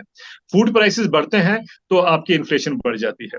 तो इसलिए हर बार आप देखते हैं कि वो इन्फ्लेशन बढ़ गया, अब आरबीआई उसको कंट्रोल करेगा, जो भी वो स्टेप्स लेते हैं, इंटरेस्ट रेट नहीं बढ़ेंगे, ये नहीं होगा वो नहीं होगा, वो करते हैं सब। लेकिन सर कभी हम सोचें, और ये मैं आपके जो लिसनर्स हैं या व्यूअर्स हैं मैं उनसे पूछना चाहता हूं सर, कि असली महंगाई जो है, क्योंकि 10,000 से लेके, मेरा आंकलन ये है कि 10,000 से लेके 20,000 रुपए तक आपका मंथली किचन का बजट होता है। हम्म। एवरेज जो देश में देखें, 10 से 20 हजार में आपका किचन चलता है सर। अगर उसमें 1,000 रुपए की बढ़ोतरी हो जाती है आलू प्याज से, तो आप कहते हैं कि देश की इकोनॉमी गड़बड़ा गई। हम्म। सोचिए जरा सर। दूसरी बात सर, एक और सोचिए, आप सुने थे कि सबसे ज्यादा खर्चा जो असली इन्फ्लेशन है वो एजुकेशन, हेल्थ और हाउसिंग पे है सर। बिल्कुल आपने मैसिव। आज बच्चा हाँ। बच्चा पालना हो सर, उसको सॉरी एजुकेशन देनी हो उसको, तो आपकी सारी जिंदगी की कमाई चली जाती है सर। हम्म। और अगर अपने बच्चे को कहीं कनाडा भेजना है तो आपको जमीन भी बेच के किराया वो कर्जा भी लेके उसको भेजना पड़ता है। लेकिन फिर भी क्या कारण है कि सर हम एजुकेशन को इन्फ्लेशन से नहीं जोड़ते या नहीं गिनते। इसी तरीके से सर अब हेल्थ का देख लीजिए, अगर मेरे को कोई बीमारी हो जाती है सीवियर और मुझे प्राइवेट हॉस्पिटल की तरफ मुंह देखना है, तो मेरे पास कम से कम 3-4 लाख रुपए मेरे बैंक में होना चाहिए, तब जाके मुझे वहां पर एंट्री भी मिलती है। और इस हम्म। तरीके से हाउसिंग देख लीजिए, सब कुछ ना भी हो, आपका अगर किराए पे मकान है तो आपको 11 महीने के बाद तो 10% तो बढ़ना ही है वो। करेक्ट तो उस पॉइंट। इसको तो हम इन्फ्लेशन गिनते नहीं है। ये देखिए किस तरीके से जानबूझकर हमें एक अंधकार में रखा गया है कि जो हाँ असली जो इन्फ्लेशन है उसको तो हम काउंट नहीं करते इन्फ्लेशन। आलू प्याज को हम इन्फ्लेशन गिनते हैं सर। अब इतने सालों से लोगों की मानसिकता में आलू प्याज आ गया है कि उसको निकालना मुश्किल होगा। पर जब से मैंने सर ये कहना शुरू किया कि आलू प्याज देश की इकोनॉमी को कैसे हिट कर सकता है, मुझे अच्छा लगा कि बहुत से लोग मुझे लिखते हैं, यंग लोग लिखते हैं, सर ये तो हमें ख्याल नहीं आया। और तभी तो जाके पॉलिसीज बदलेंगी सर, जब हम लोग अपनी आवाज उठाना शुरू करेंगे। अगर मेरा कहना है जनरल साहब ये है, अगर हम हाउसिंग, हेल्थ और एजुकेशन को सीपीआई इंडेक्स में ले लेते हैं, कंज्यूमर प्राइस इंडेक्स में, आप देखेंगे वो आलू प्याज तो बेचारा कहीं डिसअपेयर ही हो जाएगा। हाँ जी, उसकी तो आपको पता ही नहीं चलेगा कि वो उसका इम्पैक्ट भी पड़ता है कि नहीं पड़ता है। ये हमें समझना है कि जानबूझकर एक तरह का सर ये इकोनॉमिक षड्यंत्र, मैं इसको कहने का मुझे कोई शर्म नहीं है, क्योंकि ये बनाया गया है। उससे क्या होगा सर, एग्रीकल्चर पे दिस मार, is an economic conspiracy. Conspiracy ये एक हो गई इकोनॉमिक कॉन्स्पिरेसी है पूरे देश के साथ कि भाई दुनिया के साथ सर, टमाटर का दुनिया हो में। जाता है तो न्यूज़पेपर हेडलाइन ये वो हो जाता है, लहसुन जी, पे बात हो जाती है, अदरक पे पीछे बात हो रही थी। और बिल्कुल ठीक है। कोचिंग इंस्टीट्यूट्स की जो 3,000 करोड़ की तो सिर्फ आईएएस की कोचिंग है, और एनआई नीट और जेई जी, और ये लगाओ तो मेरे ख्याल 30,000 या 1 लाख करोड़ रुपए की हमारी जो है वो इंडस्ट्री चल रही है, जो गरीब पे बच्चे भी जा रहे हैं वहां पे। जी जा रहे हैं। फिर मुझे कहा जाता है सर कि आलू प्याज सबको इम्पैक्ट करता है, सबको हम्म। हिट करता है, इसलिए सीपीआई में लाना इसको बहुत जरूरी है। सर हाँ। ये एजुकेशन, हेल्थ और हाउसिंग भी तो सबको इम्पैक्ट करता है। कौन सी फैमिली है जो इससे इससे वंचित है साहब, सबको हिट करता है वो। लेकिन हम उसको नहीं गिनते जानबूझकर, ताकि लोगों को समझ ही ना आए कि क्या उनको हिट कर गया है actually.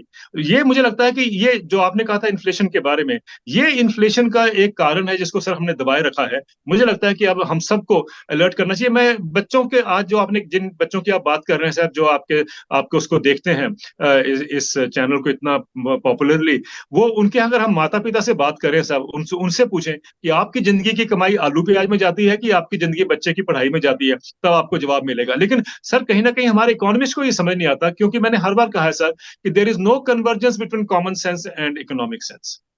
Sorry for saying this, लेकिन मैंने ये कहा है हाँ, सर, और मैंने कई बार मीडिया में भी कहा ये बात कि देयर इज नो कन्वर्जेंस। मैं जब अमेरिका की बात सुनता हूँ, यूरोप की बात सुनता हूँ, भारत की बात सुनता हूँ, तो मुझे लगता है कि हम कौन से इकोनॉमिक्स की हम बात कर रहे हैं जो कि जो असली जो मुद्दे हैं उनसे दूर है, सिवाय एक एक तरह का एजेंडा, वही मार्केट वाला एजेंडा है ना सर, उसको प्रमोट करने के लिए उनको तो ये लगता है कि भाई जब तक हम मार्केट की बात नहीं करेंगे तो किसान जो अगर ताकतवर हो गया तो सारा सिस्टम जो है वो गड़बड़ा जाएगा सर।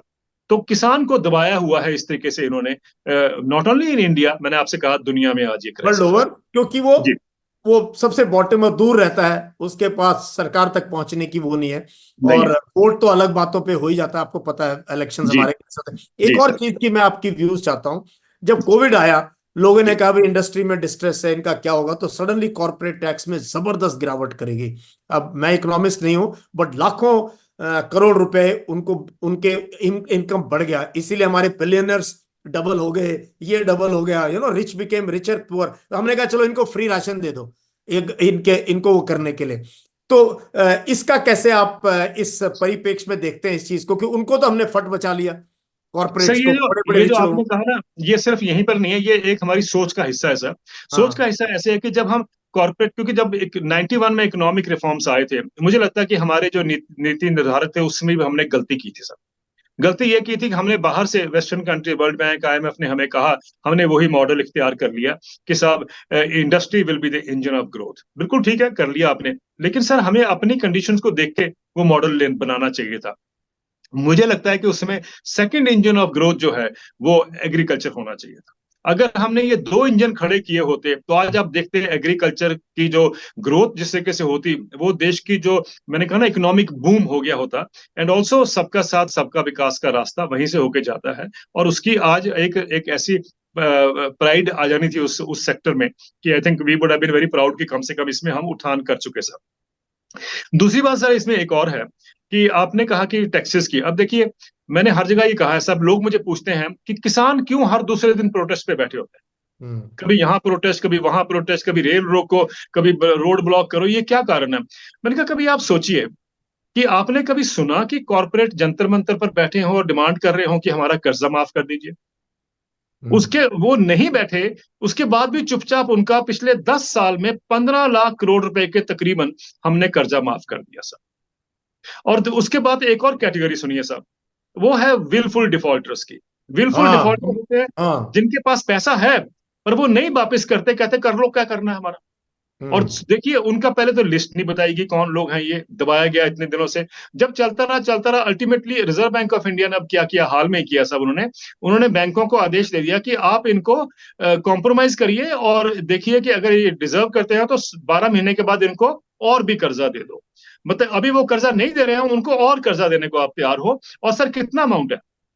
तकरीबन 3.5 lakh crore, 3.45 lakh crore to be exact. अब ये अगर किसान का कर्जा माफ करना हो तो मैंने देखा, मैंने इस पर बहुत लिखा भी है सर, अक्सर किसान को जेल में जाना पड़ता है।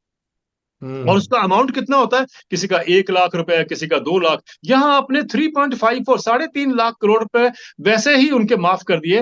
राइट ऑफ कह लेंगे, राइट ऑफ के और वेवर में फर्क है, ये हम सब जानते हैं, लेकिन राइट ऑफ एक तरह का ब्लिंक है हमारे आइस आइस के ऊपर, क्योंकि ब्लिंकर है, क्योंकि सर उसकी जो रिकवरी होती है वो अपने आप ही आरबीआई कहता है कि 14-15% है।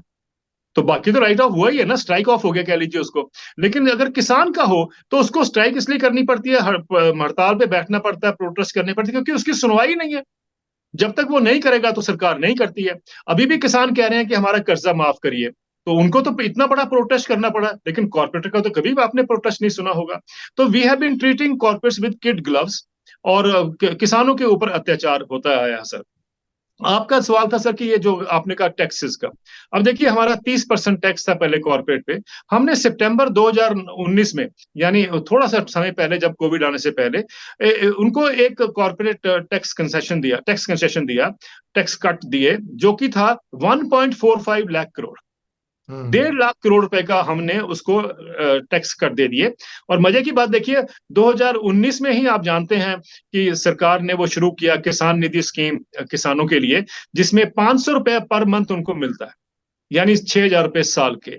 और उसके लिए देखिए हर क्वार्टर में जो मिलता है तो कहा जाता है कि साहब प्रधानमंत्री बटन दबाएंगे, देश को ये पता चलना चाहिए कि हमने गरीबों की कितनी मदद की। हम्म 60,000 करोड़ रुपए बनता है सर साल का, जो किसानों हम्म को मिलता है बाय वे ऑफ पीएम किसान निधि, वो भी हर एक किसान के पास 500 रुपए सर। मैं और अगर आप कॉफी पीने चले जाएं सर तो हमारा बिल ज्यादा आता है, हाँ जी, 2 लोगों का। लेकिन 500 रुपए को चलो हम मानते हैं कि किसान की सिचुएशन इतनी दयनीय है कि उसको 500 रुपए भी अच्छे लगते हैं। इसका मतलब है कि साफ हो गया कि इसका मतलब है एग्रीकल्चर किस क्राइसिस में है कि 500 रुपए भी उसको इतने अच्छे लगते हैं कि हमें कुछ सपोर्ट हुई। अब सर वो जो 1.45 लाख करोड़ है वो सालाना मिलता है उनको, 1.5 लाख। और वो अभी तक अगर देखें तो तकरीबन 7 लाख करोड़ उनको मिल चुका है। कभी नहीं बोला गया कि साहब हम बटन दबा रहे हैं, इस साल इनको 1.5 लाख करोड़ रुपए की छूट मिल जाएगी कॉर्पोरेट को, ये तो नहीं हम बोलते ना।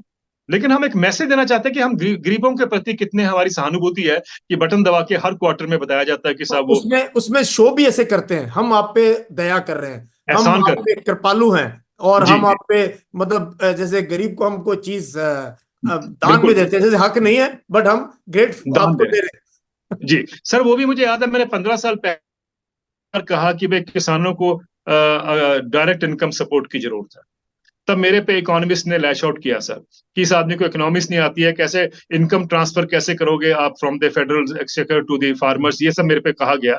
मैं फिर भी समझाता रहा लोगों को और चलता रहा आगे कि सारी दुनिया में अगर कंपनियां इंडस्ट्रीज अगर आज सर्वाइव कर रही हैं, ये टिकी हुई हैं, it is because of direct income support किसी नाम पे भी। उनको इतनी सपोर्ट मिलती है साहब जिसका कोई मुकाबला नहीं है, लेकिन उन्होंने उसका नाम रख दिया है, सब्सिडी नहीं कहते, वो इसको इंसेंटिव फॉर ग्रोथ कहते हैं सर। अब देखिए ना, गरीब को पैसा देते हैं तो उसको हम सब्सिडी कहते हैं, अमीर को पैसा देते हैं तो आप उसको इंसेंटिव फॉर ग्रोथ कह देते हैं। तो ये हम्म, जो एक एक जो डायनामिक्स है इसकी वोकेबलरी की, वो इस्तेमाल करके हमें अंधकार में रखा गया है। सर जब मैं और आप डिफॉल्ट करते हैं ना बैंक का, तो आप भी डिफॉल्टर, मैं भी डिफॉल्टर, जो हमारे देखने वाले हैं वो भी डिफॉल्टर हो जाते हैं। लेकिन जब कॉर्पोरेट डिफॉल्ट करता है तो उसको डिफॉल्टर नहीं कहा जाता, उसको हम्म। नॉन परफॉर्मिंग एसेट कहते हैं हाँ, सर, एनपीए बड़ा सुंदर सा एनपीए। शब्द है। An so much NPAs are being written off, वो लास्ट पेज में आता है कहीं पे, वो आता जी जी। वहां तक हमारी एनर्जी खत्म हो जाती है अखबार पढ़ने की। और आप सोचते हैं सर ये एनपीए कोई बड़ी सोफिस्टिकेटेड टर्म होगी, हाँ तो ये हाँ। हमारे उसके दूर है, तो किसमें क्या सोचना है। लेकिन हम्म सर मैंने एक रिक्शे वाले से पूछा एक बार कि भैया तुमने बैंक से लोन लिया था, कहता हाँ साहब लिया था, वापिस नहीं कर पाया। तो मैंने कहा तुम्हें डिफॉल्टर घोषित कर दिया, कहता सब कर दिया। उसको समझ आ गया कि मैंने डिफॉल्टर का क्या मतलब होता है। मैंने कहा यार ये जो कंपनियां जब डिफॉल्ट करती हैं तो ये नॉन परफॉर्मिंग एसेट तुमने सुना? कहता सर आप अंग्रेजी क्यों बोल रहे हो मेरे साथ, वो एनपीए को उसने सोचा कि बड़ी अंग्रेजी बोल रहा हूँ। Point I am trying to make is आम आदमी को नहीं समझ आता कि साहब एनपीए क्या है। और वो एनपीए के उसके अंदर ही जो मैंने आपसे कहा कि 15 लाख करोड़ रुपए राइट ऑफ हो गए, तो ये टैक्स कट इस तरीके से हैं। एक टैक्स कट मैं और बताना चाहूंगा सर आपको। हम्म 2009 में जब global economic stimulus economic decline हुआ, जिसको हम्म मेल्टडाउन कहते हैं सर, उस समय इंडिया की इंडस्ट्री ने डिमांड किया कि हमें सपोर्ट मिलनी चाहिए। सरकार ने उस समय 1,80,000 करोड़ रुपए का पैकेट दिया इनको 2009 में। सर वो 1 साल के बाद वापिस हो जाना चाहिए था, वो आज भी चल रहा है। 1,80,000 करोड़ रुपए 20 साल में, मेरे ख्याल से 20 लाख करोड़ से ज्यादा तो आप उनको वो टैक्स कंसेशन ही दे सके हो, जिसको किसी ने रोका नहीं अभी तक, और ना ही वो आगे रुकेगा सर। और उसके अलावा एक आपने 1.5 लाख करोड़ रुपए और दे दिया 2019 से।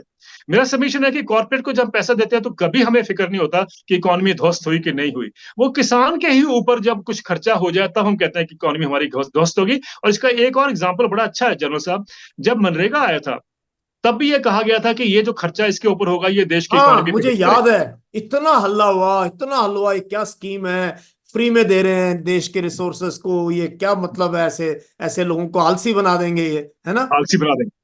और सर नॉन जब ये अपना, ये तो चलो एक एनपी की हम बात करते हैं, लेकिन एक और देखें, नेशनल फूड सिक्योरिटी एक्ट जब आया, जब हमने 80 करोड़ लोगों को चीपर खाद्यान्न देने थे राशन में, तो उस समय भी ये कहा गया था कि साहब इतना पैसा कहाँ से आएगा, ये इकोनॉमी ध्वस्त हो जाएगी, वो हो जाएगी। लेकिन आज आप देखिए दोनों चीजों से ही आज देश हमारा टिका हुआ है।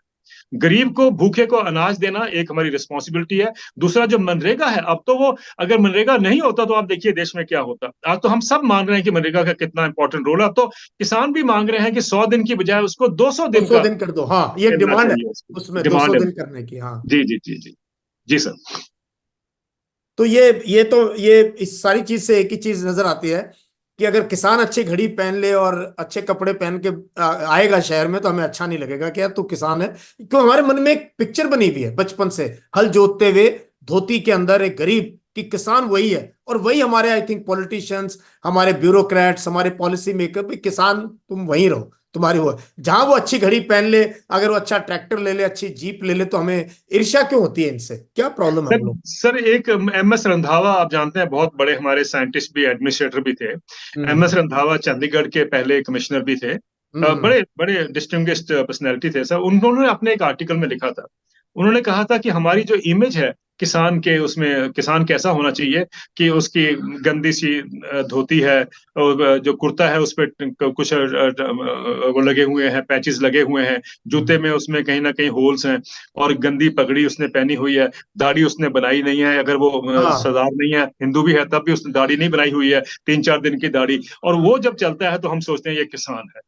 और ये इससे हम अपने किसान को नहीं निकाल पाए, ये एमएस रंधावा कहना था। ये तो उस जमाने की बात है जब वो जीवित थे, जब वो कह रहे थे। आज तो सर इतने साल हो गए उसके बाद, आज भी हम किसान की इमेज हमारी आंखों में वही है सब, कि किसान इस तरीके का होना चाहिए, और उनको लगता है कि किसान को तो इनकम की जरूरत ही नहीं है, ये तो अपना मुफ्ती हमको अनाज दे दे तो आई थिंक देश विल बी वेरी हैप्पी। ये सिचुएशन आ गई है सर। तो आपने जो कहा है कि हमारी मानसिकता में क्यों है, ये तो बड़ा लंबा वो उसका है, लेकिन हमारी मानसिकता में कहीं पर है साहब, कि किसान को हम सोचते हैं कि वो हमारे बराबर नहीं है। सच्चाई है, वो हम मानते हैं कि हमारे बराबर नहीं है, वो हमसे नीचे है। मैं इसलिए कह रहा हूँ कि सब जिस दिन वो एमएसपी कानूनी अधिकार बन जाएगा, तो थोड़ा सा उसका स्तर ऊपर उठाएगा, और वो हम्म कहीं ना कहीं हमारे साथ बैठने योग्य भी, जो उसकी इमेज जो हमने बनाई हुई है, उससे हम्म शायद निकल कर आएगा। और हम आज चाहते हैं कि देश उस तरफ बढ़े, जब किसान भी हमारे देश का एक ऐसा हिस्सा हो जो हम सबके साथ बैठकर he feels proud of what he is doing, rather than only saying कि नहीं मुझे तो खेती छोड़कर बाहर आना है। लेकिन दुनिया की इकोनॉमिक सोच सर ये कहती है कि खेती से लोगों को निकालकर हमें शहर में लाना है। मेरा कहना है कि नहीं, अब दुनिया समझ गई है कि गलत है। अब हमें करना यह है कि हमें खेती को इस तरीके से वायबल बना देना है कि लोग मजबूरन खेती छोड़ के शहर में ना आए, बल्कि शहर में जो ये लिफ्ट में बैठे बटन दबाते हैं बच्चे, आपने देखा होगा, या सज्जन जो बताते हैं, वो एक एक जॉब्स की क्रिएशन जो हुई है वो हुई है। दूसरी बात सर एक हुई है कि जो गार्ड लगे हैं घरों के बाहर और कंपनियों के बाहर, वो भी किसान ही हैं अधिकतर। आप उनसे बात अ, करो तो वो किसान आप निकलते हैं बिल्कुल सर। सही कह रहे हैं। जो ये 10-12 हजार रुपए के जितने जी बेचारे प्राइवेट सिक्योरिटी गार्ड हैं, जिसमें कि 12 महीने में से 1 महीने की तनख्वाह उसका वो बीच वाला रख लेता है, जी। 11 महीने की तनख्वाह 12-13 हजार 15 हजार में वो किसान के बच्चे हैं, क्योंकि वो बच्चे है ही नहीं कुछ करने के लिए। कुछ जो नहीं फौज करते। में है वो किसान के बच्चे, सिपाही तो जी। सारे किसान के बच्चे हैं। मुझे नहीं लगता किसान। कि कोई मॉल का बच्चा किसी का जो है बिल्कुल ठीक है सर। कभी भी सोल्जर बना है आज तक जिंदगी में। तो ये, जी। और मैंने इस पे ना पिछले साल 2 साल पहले जब ये हुआ, मैंने इस पे लिखा, फिर से मैंने वो आर्टिकल जब डाला तो मेरी भी थोड़ी सी ट्रोलिंग हुई। मैंने कहा इनको उग्रवादी मत कहो, इन्हीं के बच्चे देश की रक्षा करते हैं, देश की रक्षा कर रहे हैं सर। उसी घरों में है। अब बिल्कुल। हमारे जैसे लोग हैं, हम अच्छी किस्मत थी, हमारे माँ बाप जी। ने अच्छे स्कूल में पढ़ दिया, हम अफसर बन गए। नहीं तो बिल्कुल मेरे ठीक है। साथी फौज में वो सूबेदार रिटायर हो गए, कोई कुछ हो गया। इतना ही बिल्कुल ठीक फर्क है, इतना ही है। जी। फर्क है।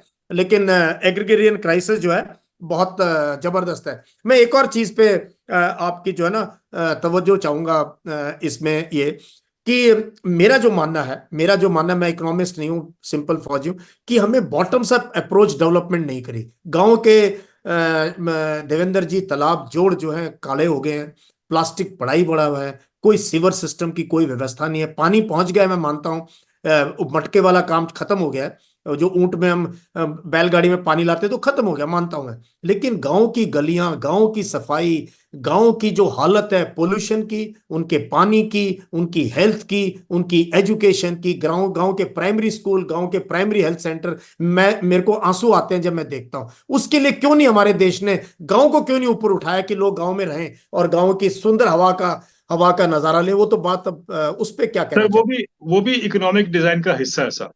इकोनॉमिक डिजाइन ये कहता है कि हमें टॉप जो शेयर है पॉपुलेशन का, उसको हमें बिल्ड करना है। सारा फोकस उस तरफ है, क्योंकि हम ये मानते हैं कि हमें बताया गया था ओवर द इयर्स, जब मैं स्टूडेंट था तब भी मैं ये पढ़ता था, कि ट्रिकल डाउन होगा। हम हम्म ट्रिकल डाउन थ्योरी में विश्वास करते हैं सर, कि ऊपर वाले को ज्यादा पैसा मिलेगा तो वो ड्राइवर भी रखेगा, वो मेड भी रखेगा, ये सारा कुछ है, वो ट्रिकल डाउन होगी। इनका इकोनॉमी जो है उस पे हमने उस सारा कुछ हमारा ढांचा उस पे बिल्ड है। तो जब हम ऊपर वाले को सपोर्ट करते हैं, ऊपर की जो शेयर है परसेंटेज जो है पॉपुलेशन का, विच इज रिच, और लेट्स से जो भी है वो लोग इफेक्टिव हैं अपना वो डिसीजन लेने के लिए या सरकार को फोर्स करने के लिए, तो सर होता क्या है कि जो नीचे वाला जो बेस है उसको तो निगलेक्ट करना ही पड़ेगा या हो जाएगा। पाएगा वो सब। तो क्योंकि सबका फोकस तो बाहर दौड़ने का है, तो वो बाकी तो बाहर दौड़ रहे हैं। गांव की जो सुध लेने की बात कर रहे हैं वो तब होता, जो आपने बिल्कुल ठीक फरमाया साहब, कि अगर हम बॉटम्स अप अप्रोच लेके चलते। अब जो आपने ट्रिकल डाउन कहा है, मैं दुनिया में पहला एक पॉलिटिकल जो शख्स है जिन्होंने इसको वो कर दिया, कि डिमोलिश कर दिया इसको, वो अमेरिका के राष्ट्रपति जो बाइडेन साहब हैं। उन्होंने अपने पब्लिक एड्रेस में यह कहा है कि trickle down was a failure. मुझे बहुत अच्छा लगा कि उन्होंने ये कहा है, एक प्रेसिडेंट कहता है इस बात को। लेकिन हमारे जो दुनिया G20 कंट्रीज के हेड्स हैं, उन्होंने नहीं अभी तक ये कहा कि सब trickle down was a failure. अगर ये 2 3 4 और भी बोलना शुरू करेंगे, then I think the World Bank, IMF, they will all reconsider their or rethink their policies. अभी तो हम ट्रिकल डाउन पे चल रहे हैं सर।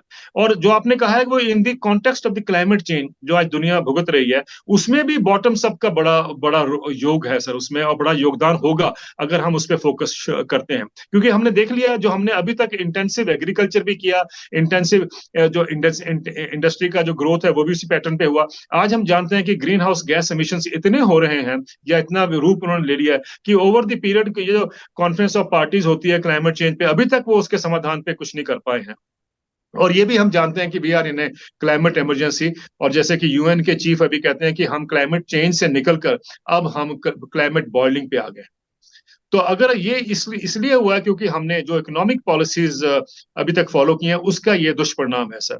इसलिए मुझे लगता है कि जो हम रीथिंकिंग करें, तो आपने कहा कि एक तो हमने move from the top to the bottom, और वो top to the bottom not only in the by way of income, लेकिन उसके साथ साथ जो उसकी फाउंडेशन होनी चाहिए जिसपे एग्जैक्टली। समाज खड़ा है, वो बेसिक उसी पे खड़ा है साहब। तो उसको भी हमें अब रीबिल्डिंग करना है, या अपनी एनर्जीज को वहां रीडायरेक्ट करना है। So I completely agree with you sir, ये होना चाहिए। और यही एक रास्ता आगे आगे वाले सालों में हम देख पाएंगे कि यही एक रास्ता जो है, जो हमें बेल आउट करेगा क्राइसिस से, और ये भी बचाएगा कि we don't have to escape to Mars और वीनस। हम सोचें कि वहां पर हम दुनिया नहीं बनाएंगे, हमारा अपना ही जो प्लेनेट है इतना सुंदर है, उसको भी हम नया बना सकते हैं, जो एक रहने योग्य हो। और स्पेशली भारत के परिप्रेक्ष्य में ये बहुत जरूरी है कि हम जो है, ठीक है हम इतनी IITs बना रहे हैं, ये सब बना रहे हैं, बहुत अच्छी बात है, लेकिन जो गांव का प्राइमरी स्कूल है उसकी क्या कंडीशन है? गांव के प्राइमरी है, अब बच्चे पहले MBBS करके, शर्त होती थी आप 2 या 3 साल रूरल एरिया में नौकरी करके फिर आएंगे, फिर आपकी जॉब लग सकती है सेंटर में। अब वो पैसे दे के जाते ही नहीं, वो इतने अमीर हैं, वो कहते हैं मेडिकल कर लो जी, 3 लाख रुपए और भर लो, मैंने जाना ही नहीं गाँव में। गाँव ठीक में बात। गांव में जो है, आप और मैं लकी है कि हम इस माहौल में रह रहे हैं, एक अर्बन एनवायरनमेंट के अंदर। बट गांव के अंदर जो है कंडीशन, हेल्थ की लेके, एजुकेशन की लेके, उनके एनवायरनमेंट की लेके, अब वो बात नहीं रही कि गांव में जाएंगे तो स्वच्छ हवा है, वो नहीं है। मेरा हवा जितनी गुड़गांव में खराब है, इतनी हमारे गांव में खराब है, बल्कि धूल मिट्टी ज्यादा है। तो कैंसर, डायबिटीज, और कुछ उनकी डाइट उनको सिखाया नहीं गया। मेरे को वहां पर भी बहुत ओबेसिटी नजर आ रही है आज गांव के अंदर, जो हो पहले रहा है नहीं सर। थी। जो हम थे तो पतले पतले दुबले लोग रहते थे। तो ये जो है सारी चीजें, आप तो बहुत फेमस इकोनॉमिस्ट हैं और आप बहुत लिखते हैं, आप तो 99% की आवाज हैं, इसलिए जो है तो क्या कर सकते हैं लास्ट में फाइनली? और उन नौजवानों के लिए कोई मैसेज दीजिए जो मुझे फॉलो करते हैं, जो अपनी जिंदगी बदलना चाहते हैं, what can we do? Sir मेरा तो नौजवानों से एक रिक्वेस्ट है सर, आप मानेंगे कि मैं उनसे यही एक प्रार्थना करना चाहता हूं कि गांव के प्रति नफरत मत रखिए। हाँ। गांव के प्रति ये मानिए कि वो आपका, आपकी रूट्स कह लो, या आप वहां से निकले हैं, या अभी भी हो आप वहां पर गांव में हैं, तो उससे नफरत ना करिए, उससे बल्कि प्यार करना सीखिए सर। और वो ही समाज ने आज हमारे देश का जो इकोनॉमिक ग्रोथ जिसमें हम और आप हैं, वो उस जनरेशन को उन्होंने ही बिल्डअप किया है। उन्हीं के रिसोर्सेज भी हमने खींचे हैं, उन्हीं को हमने कमजोर बनाया हुआ है। इकोनॉमिकली भी उनको कमजोर है, फिजिकली भी वो कमजोर हैं। आई थिंक जो लड़के गांव से निकलकर शहर में आ गए हैं, I think you should always consider कि ये आपकी अपॉर्चुनिटी है टू पे बैक। अब तो मैं ये लास्ट आपसे ये जानना चाहता हूँ कि इतनी जबरदस्त बात हुई, इतनी हाई एनर्जी आप में थी, और आपने आंकड़े दिए कि देश बचना चाहिए, सरकारें आएंगी जाएंगी ये सब चीजें, और भारत का भविष्य, भारत का इसमें है कि हम इकट्ठे मिलके रहें और सब कम्युनिटीज के लोग, सब रिलीजन्स के लोग, एकता में अनेकता की बातों में हम पले बड़े हैं जब छोटे थे। तो आज ये सवाल खड़े हो रहे हैं राइट विंग इकोनॉमिक्स के ऊपर सब जगह कि ये मतलब ये सिस्टम खराब था, एक्सप्लॉयटेटिव था, ये था वो था, या इनइक्वालिटी इसने बढ़ाई है। तो राइट विंग इकोनॉमिक्स चाहता है कि वो कंटिन्यू करे, इसलिए वो ही इसमें काफी हद तक आप जानेंगे सपोर्ट करता है ये राइट विंग पॉलिटिक्स चलती रहे। मुझे लगता है कि हम सब कम से कम इतने सचेत हों कि हम उसको देख सकें कि that is not in our interest. हम लोग एक चाहे जैसे भी मैंने ऐसे कहा कि इंडिविजुअल्स हों, लेकिन हम कम से कम भाईचारा न तोड़ें, कास्ट और रिलीजन और इन सब फैक्टर्स पे हम अपने आप को डिवाइड ना करें। हम सबको एक होके चलना है सब, और दुनिया भी तभी होती है जिनका ग्रोथ करेगी। आपसे कई बार सुना था हमने कि यूनिटी इज स्ट्रेंथ। तो वो यूनिटी चाहे किसी भी रूप में हो, हम सबको वो यूनिटी बिल्डअप करनी है। And I am sure as a humanity हमारे पास बहुत पोटेंशियल है सब, समाज को बदलने का, समाज को एक नया रास्ता दिखाने का। तो let us put our energies in this positive trends rather than wasting our energies in the जो कम्युनल हेट्रेड या ऑल ये जो हमारे जो बताया जाता है पोलराइजेशन के जो प्रोसेस हो रहे हैं, उससे निकलकर हम सोचें। एंड डोंट बिलीव कि भी कोई और करेगा आपके लिए। I think you can start from your self.